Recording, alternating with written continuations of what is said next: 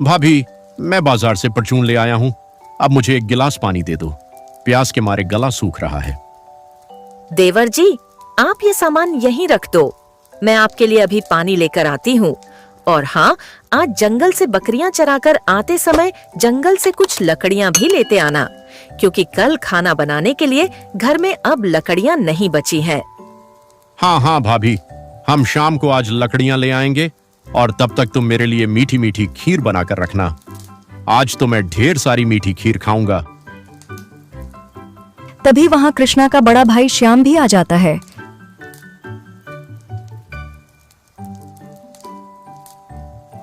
हाँ हाँ माधुरी, मैं भी खाऊंगा मीठी मीठी खीर। इतना कहकर दोनों भाई जंगल की तरफ चल देते हैं। आइए जानते हैं इस कहानी के बारे में। यह कहानी है सीतापुर में रहने वाले दो भाइयों कृष्ण और श्याम की। दोनों के माँ बाप नहीं थे। दोनों भाई खेतों में काम करके और बकरियों के सहारे घर का गुजारा करते थे। दोनों भाई बहुत भोले थे। कोई भी उन्हें बहुत आसानी से बेवकूफ बना सकता था, लेकिन वे दोनों खुद को बहुत बुद्धिमान समझते थे। श्याम की पत्नी माधुरी सच में समझदार थी। वह हमेशा इस डर में रहती थी कि कब कोई दोनों भाइयों को बेवकूफ न बना दे।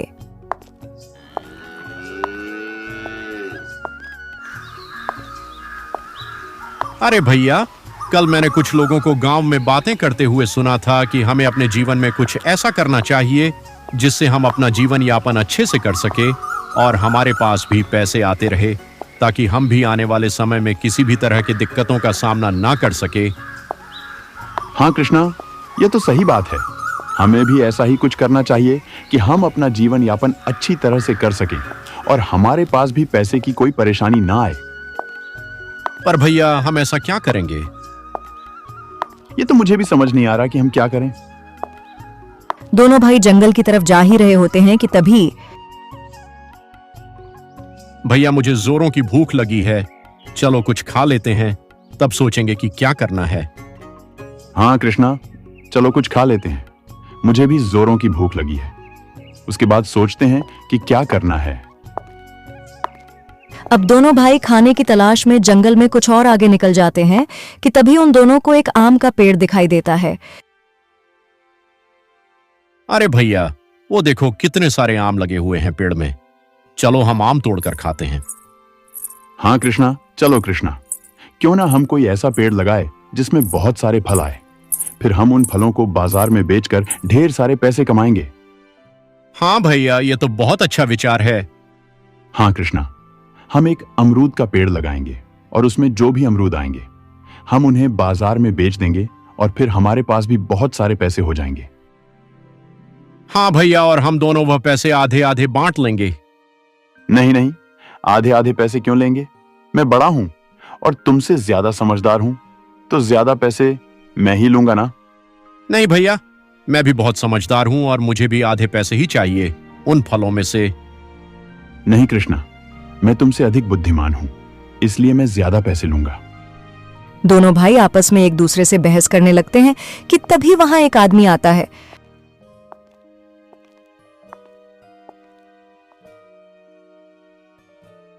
अरे क्या हुआ भाई, आप लोग किस बात को लेकर इतनी बहस कर रहे हैं? लगता है कोई गंभीर बात है। देखो ना भाई, ये मुझे आधा हिस्सा देने से इनकार कर रहे हैं। भाई, मैं कृष्णा का बड़ा भाई हूं, तो मैं बुद्धि में इससे बड़ा हुआ ना, तो फिर क्यों मैं इसको आधा हिस्सा दूं? अरे वाह, लगता है आज का काम बन गया। लगता है इन मूर्खों से आज मेरा बहुत फायदा होने वाला है। देखो भाई, उम्र में बड़े होने से कोई अधिक बुद्धिमान नहीं होता है। बुद्धिमान तो कोई भी हो सकता है, फिर चाहे कोई छोटा हो या बड़ा। लेकिन अगर तुम जानना चाहते हो कि तुम दोनों में से अधिक बुद्धिमान कौन है, तो तुम दोनों को अपनी अपनी बुद्धिमानी दिखानी पड़ेगी। हाँ हाँ, मैं दिखाऊंगा अपनी बुद्धिमानी। पर हमें क्या करना होगा जिससे यह पता चले कि कौन अधिक बुद्धिमान है? हाँ हाँ, मैं भी दिखा दूंगा कि मैं भी बहुत बुद्धिमान हूं। अरे भाई, मैं बताता हूं क्या करना होगा, पर पहले तुम मुझे यह बताओ कि तुम दोनों यहाँ जंगल में क्या करने आए हो। भाई, हम दोनों यहाँ अपनी बकरियां चराने आए हैं। हमारी कुल 4 बकरियां हैं जिन्हें हम दोनों मिलकर चराते हैं। देखो भाई, अगर तुम दोनों यह जानना ही चाहते हो कि तुम दोनों में से अधिक बुद्धिमान कौन है, तो उसका एक उपाय है मेरे पास। देखो भाई, तुम दोनों अपनी 2-2 बकरियां बाजार में लेकर जाओ और तुम दोनों में से जो भी ज्यादा महंगी बकरियां बेचकर आएगा और जो भी ज्यादा पैसे लेकर आएगा, वही होगा अधिक बुद्धिमान। यह सुनते ही दोनों भाई 2-2 बकरियां लेकर बाजार में बेचने के लिए निकल जाते हैं। अरे वाह, इन दोनों को ठगने के लिए तो मुझे ज्यादा मेहनत भी नहीं करनी पड़ी। चलो, इनके आने तक का इंतजार मैं यहीं बैठकर कर लेता हूं। वह ठग उन दोनों का वहीं बैठकर इंतजार करने लगता है। तभी वहां कृष्णा अपनी बकरियां बाजार से बेचकर आ जाता है। हाँ, तो तुमने अपनी बकरियों को कितने में बेचा? भाई, मैंने 10,000 में अपनी 2 बकरियां बेची हैं। कि तभी श्याम भी वहां आ जाता है। अरे कृष्णा, मैंने तुमसे कहा था ना कि मैं तुमसे बड़ा हूं और ज्यादा बुद्धिमान मैं ही हुआ ना। देखो, मैंने दोनों बकरियां 20,000 की बेची है। भाई, अब तो साबित हो गया ना कि हम दोनों में ज्यादा बुद्धिमान मैं ही हूं। हाँ, अब तो यह साबित हो गया है कि तुम ही अधिक बुद्धिमान हो। देखा कृष्णा, अब तो इन्होंने भी कह दिया है कि मैं ही ज्यादा बुद्धिमान हूं। अब तो आधे से ज्यादा हिस्सा मैं ही लूंगा। हमारी बकरियां तो बिक गई। अब हम भाभी से क्या कहेंगे कि हमारी बकरियां कहाँ हैं? अरे हाँ कृष्णा, ये तो मैंने सोचा ही नहीं। ये तो तुम ठीक कह रहे हो। हम तुम्हारी भाभी को क्या जवाब देंगे? अरे उसकी चिंता तुम क्यों करते हो भाई? मैं कब काम आऊंगा? तुम दोनों मुझे सारे पैसे दे दो। मैं बाजार जाकर वह 4 बकरियां वापस खरीद कर ले आऊंगा और तुम उन्हें लेकर घर चले जाना। हाँ हाँ, ये सही रहेगा। पर तुम क्यों जाओगे हमारी बकरियां वापस लेने? अरे भाई, कैसी बातें कर रहे हो? अभी अभी तुमने अपनी बुद्धिमानी की परीक्षा दी है, जिससे मैं भी यह जान पाया कि तुम भी बहुत बुद्धिमान हो। तो फिर तुमको वापस बाजार जाने की क्या जरूरत है? यह काम तो मैं ही कर दूंगा तुम्हारा। हाँ, ये बात भी सही है, और वैसे भी मैं बहुत थक भी गया हूँ। दोनों भाई उस आदमी को अपने अपने पैसे दे देते हैं और वह आदमी उन दोनों के पैसे लेकर वहां से रफू चक्कर हो जाता है और दोनों भाई इस बात से बिल्कुल अनजान होते हैं। देखा कृष्णा, मेरी बुद्धिमानी देखकर कैसे वह आदमी मेरा काम करने लग गया। दोनों भाई वहां पर उस ठग का इंतजार करते रहते हैं। भैया, वह आदमी अभी तक आया क्यों नहीं? उसे गए तो बहुत समय हो चुका है और अब शाम भी होने वाली है, लेकिन वह अभी तक नहीं आया। हाँ कृष्णा, उसको तो अब तक आ जाना चाहिए था, पर वह क्यों नहीं आया? भैया, कहीं वह आदमी हमें मूर्ख बनाकर हम दोनों के पैसे लेकर भाग तो नहीं गया? हे भगवान, हम तो उसे जानते भी नहीं। अगर वह नहीं आया तो हम क्या करेंगे?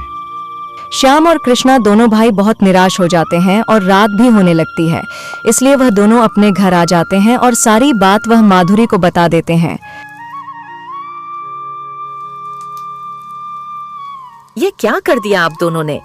माँ बाबूजी सही कहते थे कि इन लोगों को कोई भी बेवकूफ बना सकता है। हे भगवान, अब मैं क्या करूं आप दोनों का? आप लोग अपने जीवन में कैसे कुछ कर पाएंगे? मैं समझ गई मुझे क्या करना है। मैं आप दोनों को मुखिया जी के घर काम पर लगा देती हूँ। वहाँ तो अच्छे अच्छे सुधर जाते हैं। मुखिया जी के साथ रहने से हो सकता है आप दोनों को भी मुखिया जी से कुछ सीखने को मिल जाए और कुछ पैसे कमाने का हुनर भी आप लोग सीख जाओ। हाँ, यही ठीक रहेगा। कल आप लोग मेरे साथ मुखिया जी के यहाँ चलोगे? अगले दिन माधुरी और दोनों भाई मुखिया जी के घर जाते हैं। ठीक है माधुरी बहन, मैं तुम्हारे कहने पर इन दोनों को काम पर रख लेता हूं, पर याद रहे कोई गड़बड़ मत करना यहाँ, वरना मैं बहुत कड़ी सजा देता हूं, समझे?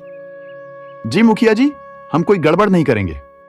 दोनों भाई मुखिया जी के घर जाते हैं और मुखिया उन दोनों को बहुत सारे ज्ञान की बातें सिखाते हैं। कुछ दिन ऐसे ही बीत जाते हैं, सब कुछ अच्छे से चल रहा होता है।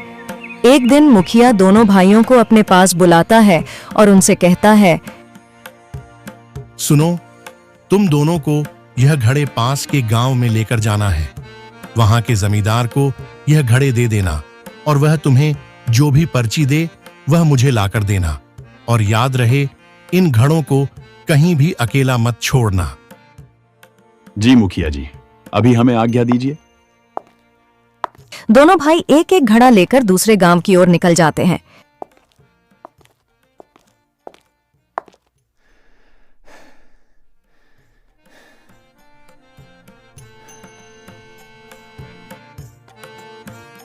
अरे बाप रे, कितना भगाया उन पुलिस वालों ने। इतना तो मैं कभी नहीं दौड़ा। खैर, अब तो मैं खतरे से बाहर हूं, क्योंकि जंगल के बाहर इस गांव में पुलिस तो आएगी नहीं मुझे ढूंढने। अरे ये दोनों तो वही मूर्ख हैं जिनको मैंने उल्लू बनाया था। लेकिन ये क्या ले जा रहे हैं इन घड़ों में? चलो चुपके से देखता हूं। बहुत प्यास लग रही है, कहीं पानी मिल जाता तो मजा ही आ जाता। पर मुखिया जी ने कहा था कि इन घड़ों को अकेला मत छोड़ना, नहीं तो हम दोनों की खैर नहीं। हाँ भैया, हम इन घड़ों को सीधा उस जमींदार के पास ले जाकर ही दम लेंगे और तब जाकर ही पानी पिएंगे। अच्छा, तो इसका मतलब जरूर इस घड़े में ढेर सारा सोना चांदी, ढेर सारे रुपए पैसे और हीरे जवाहरात होंगे, जो यह लोग दूसरे गांव के जमींदार को देने जा रहे होंगे। लेकिन अब तो यह मुझे ही हथियाना होगा। तो फिर चलो इन दोनों मूर्खों को अभी देखता हूं। अरे भैया, वह देखो, ये तो वही आदमी है जो उस दिन हम दोनों के पैसे लेकर भाग गया था। हाँ कृष्णा, ये तो वही है। आज इससे अपने पैसे लेकर ही रहेंगे हम लोग। हाँ भैया, सही समय पर मिल गया है ये हम दोनों को। अरे भाई, तुम हमारे पैसे लेकर कहाँ चले गए थे? हमने कितना इंतजार किया तुम्हारा, पर तुम नहीं आए थे। अरे भाई, मैं तो आ ही रहा था तुम लोगों को पैसे देने कि तभी रास्ते में एक बूढ़े आदमी को देखा। उसकी तबीयत बहुत खराब हो चुकी थी, जिसके कारण वह रास्ते में ही गिर गया था। तो फिर मैंने उसे बूढ़े व्यक्ति को लेकर एक वैद्य जी के पास गया और उसकी दवाई ली। फिर उसे घर तक छोड़ने गया। तब तक रात भी होने लगी थी। लेकिन जब मैं पैसे लेकर जंगल की ओर गया, तब तक तुम लोग जा चुके थे और मैं तुम्हारा घर भी नहीं जानता था। और आज भी मैं तुम्हें ढूंढते ढूंढते ही इधर आया हूं। तो क्या तुम हमारे पैसे लौटाने आए हो? हाँ, मैं तुम्हारे पैसे ही लौटाने आया हूं। बस तुम लोगों को जल्दी से जल्दी जाना होगा, क्योंकि जिस आदमी को तुम लोगों ने बकरियां भेजी थीं, वह तुम्हारी बकरियों को कसाई को देने जा रहा है आज। अरे नहीं, हम अपनी बकरियों को कसाई के हाथ नहीं बिकने देंगे। पर भैया, अब हम क्या करेंगे? मुखिया जी ने कहा था कि इन घड़ों को अकेला मत छोड़ना, तो हम बकरियां कैसे लेने जाएंगे? अरे भाई, तुम लोग क्यों चिंता करते हो? मैं हूं ना। जब तक तुम लोग अपनी बकरियों को बचाकर लाओगे, तब तक मैं तुम्हारे घड़ों का ख्याल रखूंगा।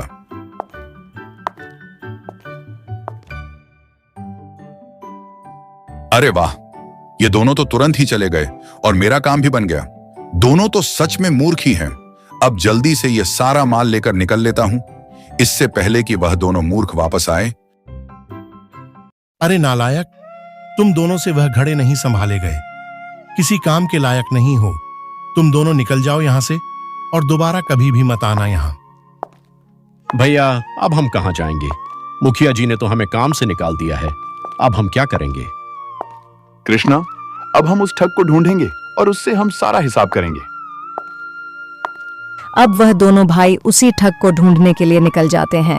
कई जगह ढूंढने के बाद आखिर वह ठग उन्हें दिखाई पड़ ही जाता है। भैया, वह देखो, वही ठग जिसने हम दोनों से ठगी की थी। हाँ, अब तक तो उसने हमें ठगा था, लेकिन आज हम ही उसको ठगेंगे। अरे ये दोनों यहां क्या कर रहे हैं? अरे कृष्णा, आज तो हमें बहुत सावधानी से यह बक्सा सही जगह पर पहुंचाना है। हमें कोई गलती नहीं करनी, समझे? वरना ये करोड़ों रुपए के हीरे तो हम चुका भी नहीं पाएंगे सेठ को। हाँ भैया, आज हमें हीरो को बहुत ही ध्यान से लेकर चलना है, क्योंकि सेठ जी ने कहा था उनकी कीमत इतनी है कि कोई भी 7 जन्मों तक बैठकर आराम से अपना जीवन गुजार सकता है। अरे आज तो यह दोनों मूर्ख बहुत ही कीमती चीज लेकर जा रहे हैं, और वह भी बहुत कीमती हीरे। अगर आज इनको लूट लिया तो जीवन भर कुछ भी नहीं करना पड़ेगा, और उसके बाद यह राज्य ही छोड़कर चला जाऊंगा किसी दूसरे राज्य में। बस एक बार इन कीमती हीरो का यह बक्सा मेरे हाथ लग जाए। लेकिन इस बार इन मूर्खों को ठगना आसान नहीं होगा। इन्हें पैसे का लालच देता हूं। हाँ, यही सही रहेगा। अरे भाइयों, कहां जा रहे हो? तुम दोनों को मैं 2-3 दिन से ढूंढ रहा हूं, लेकिन तुम लोग कहीं मिले ही नहीं। असल में वह दोनों घड़े जो तुम दोनों लेकर जा रहे थे, वह मैंने जमींदार के पास पहुंचा दिया था, जहां तुम उन घड़ों को लेकर जा रहे थे। पर आज तुम लोग कहां जा रहे हो और इस बक्से में क्या है? भाई, इस बक्से में ऐसी चीज है कि हम बता नहीं सकते। इतना समझ लो कि इतनी कीमती चीज है इसमें कि हम 7 जन्म तक राजा महाराजा बनकर रह सकते हैं। अच्छा, तो तुम दोनों इस बक्से को लेकर कहां जा रहे हो? माफ करना भाई, ये तुमको हम नहीं बता सकते। लेकिन भाई मैं सोच रहा था कि तुम दोनों को बहुत सारे पैसे दे दूं, तब क्या तुम मुझे ये बक्सा दोगे? नहीं नहीं, ये बक्सा तो हम किसी भी कीमत पर नहीं देंगे। अरे नहीं, मैं तुम लोगों को पूरे 50 लाख रुपए दूंगा। बताओ क्या तब दोगे मुझे ये बक्सा? नहीं नहीं भाई, इसकी कीमत के आगे 50 लाख कुछ भी नहीं है। हम नहीं दे सकते ये बक्सा तुम्हें। तुम अब जाओ और हमें भी जाने दो, हमें कहीं पहुंचना है जल्दी से। लगता है ये ऐसे नहीं मानेंगे। मुझे कुछ और रुपए देने होंगे इन लोगों को। अच्छा ठीक है, मैं तुम लोगों को पूरे 1 करोड़ रुपए दूंगा। क्या अब तुम मुझे यह बक्सा दोगे? क्या 1 करोड़ रुपए दोगे? हाँ, पूरे 1 करोड़ रुपए दूंगा। ठीक है, लेकिन मैं पैसे पहले लूंगा, वरना तुम भाग जाते हो। अरे नहीं, मैं पैसे पहले ही दूंगा। देखो इस बैग में पूरे 1 करोड़ रुपए हैं। तभी दोनों भाई 1 करोड़ रुपए ले लेते हैं और वह ठग बक्सा लेकर वहां से चला जाता है। देखा कृष्णा, इसने हमें आज तक जितना ठगा था, हमने उसका पूरा ब्याज भी आज वसूल कर लिया। चलो अब जल्दी से घर निकल चलते हैं और खुशी मनाते हैं। हाँ भैया, और अब वह ठग रोएगा जब उस बक्से में मिट्टी कूड़ा ही मिलेगा उसको। दोस्तों, ऐसी ही मजेदार कहानियाँ देखने के लिए हमारे वीडियो को लाइक और चैनल को सब्सक्राइब करके एक प्यारा सा कमेंट जरूर करें। Thanks for watching.